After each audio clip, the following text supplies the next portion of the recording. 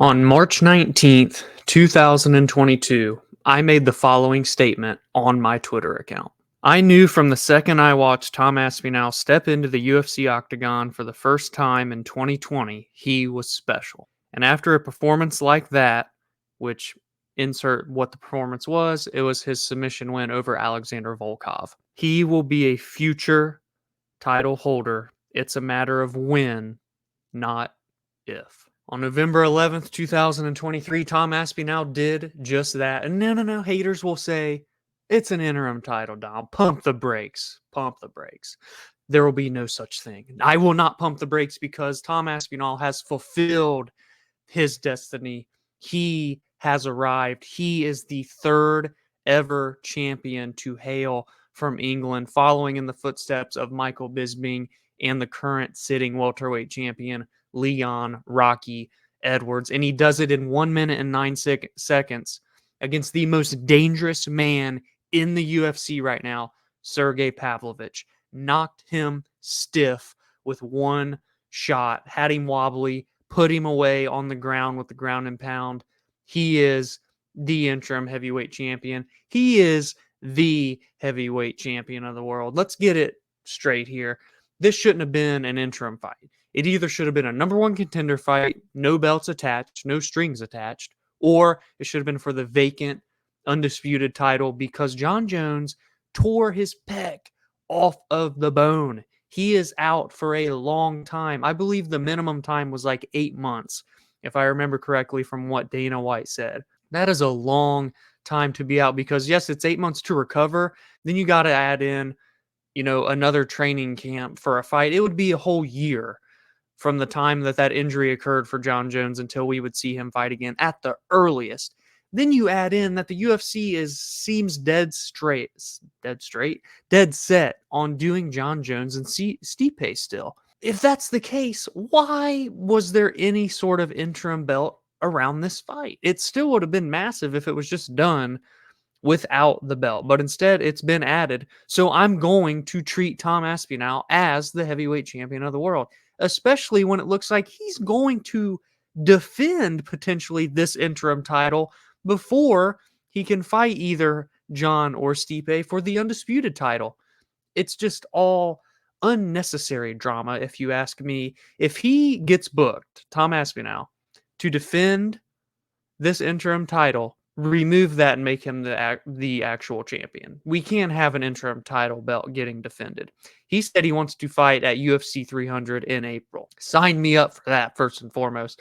I'll watch Tom Aspinall fight a can of corn. Can of corn, and I'll be fine. Joey Diaz, thank you for your cameo there.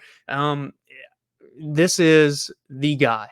This is the future of not only the heavyweight division, but I think Tom Aspinall represents a whole lot more than that. I think he represents the future of the sport, the future of mixed martial arts in the UK, in England, and just how popular it is right now. So what do?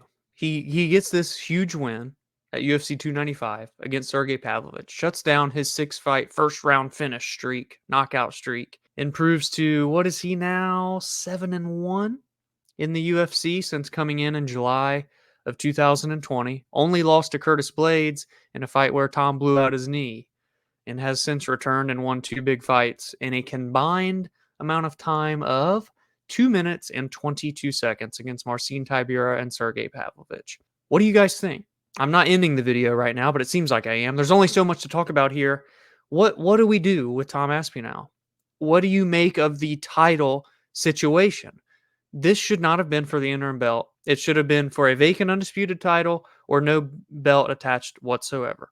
That is my thoughts on this, because we're just going to have to keep waiting and waiting and waiting. Now, Stipe was in attendance last night. Would Stipe fight Tom Aspinall? I don't know. I love Stipe. He's on my wall. Wrong wall. He's on my wall back here, man. He's the Ohio guy. I love everything about him. He's my favorite fighter, one of my favorite fighters of all time. Tom Aspinall's probably currently my favorite fighter in the UFC. I guess Stipe would still be because he's technically still active, but we haven't seen him fight since March of 2021. What do? I don't see Stipe wanting to fight Tom. I don't see him accepting a fight to fight Tom when he knows he has the John Jones fight in his back pocket. When you have that big of a fight, a legacy fight, pretty much guaranteed to you, why would you want to go out of your way to fight anybody else?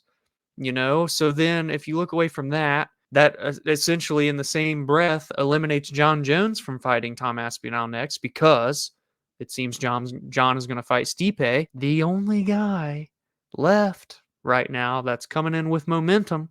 And amongst the top three, top four is Surreal Gone.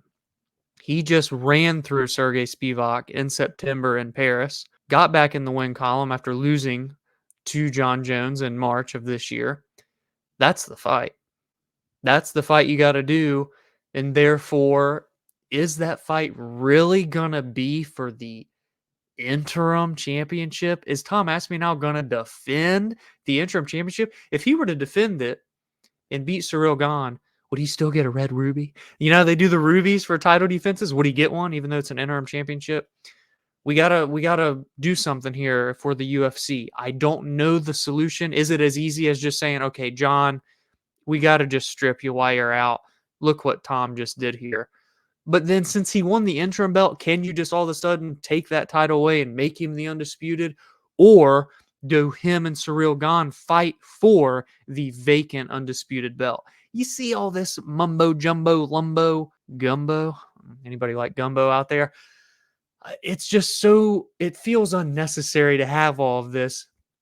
If we would have just made this the vacant belt or nothing and make him and Gane for the vacant title in, let's say, April at UFC 300.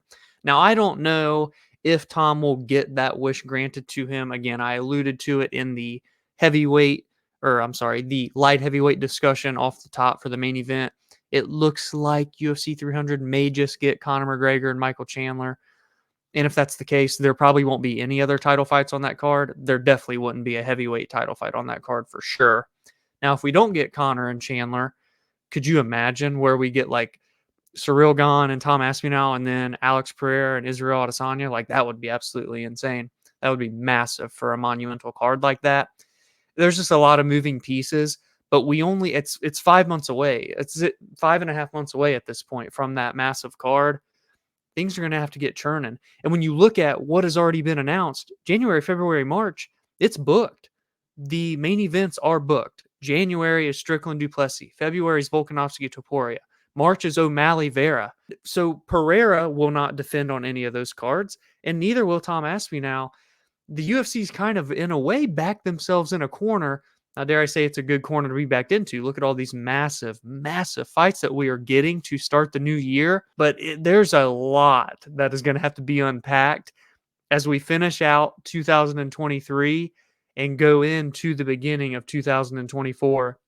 And it's exciting times to be an MMA fan, to be a Tom Aspinall fan, to be a heavyweight fan. Like, it's crazy all of the just action happening at heavyweight, and at light heavyweight. These are two divisions that have been, maybe not historically, but over the past decade, a little bit less than a decade, they've been fun, but they just haven't held the same aura as, like, look at lightweight division, look at men's bantamweight, just all the just constant churning out of prospects and veterans and big time fights and everything in between. But right now, both divisions are so healthy. They have so many budding contenders, whether it is prospects or veterans. You look at heavyweight in specific, you have Jailton Almeida, who just beat Derek Lewis. You have Tom Aspinall, who's now a champion. You have Cyril Gane. And then you add in the veterans, you still have the GOAT, John Jones. You have the greatest heavyweight of all time, Stipe Miocic. Like, it is a good spot. But the drama and the circumstances surrounding all of that good is in a way bad. So I'm very curious to see how the UFC will navigate these waters, because I feel like you gotta strike while the iron's hot. You have two British champions, Aspinall and now Leon Edwards. If Leon beats Colby Covington in December, if you're the UFC, you gotta look at a double headliner and this isn't me saying this idea. This was, I think, BT Sport may have made this. It's been going around on Twitter. I forget the first account I saw it. It may have been BT Sport. which is now UFC on TNT or something like that. Anyways, if Rocky beats Colby in December and you have Tom Aspinall and Leon Edwards together, you got to do London. You got to do Wembley Stadium, because that's like one of the few chances the UFC could have to almost guarantee that they could sell out a 90,000 seat stadium, would be those two together defending championships on English soil. Give me all your thoughts. What do you think? What should happen next? Who does Tom Aspinall fight? What does he fight for? Does he defend an interim belt? Does he get the vacant belt? Is he the undisputed champion by circumstance? And who does he do it against? Does he wait for John and Stipe and all that to kind of play itself out? Does he fight Surreal Gone, which is a chef's kiss fight for me as a fight fan? Give me all your thoughts. Drop a like on the video if you enjoyed it. Subscribe to the channel if you are new so you never miss recaps like this, fight breakdowns, MMA news, and fight announcements. I will see you this upcoming weekend, assuming there's no big news that drops this week. We got a main event, a little bit of a weird one, but it should be a fun one. Brendan Allen, Paul Craig. You are sporting the traditional Scottish kilt. What is under? Yes, please. You want to see? It's my Your kibbles and bits? it's my cock. See you guys then.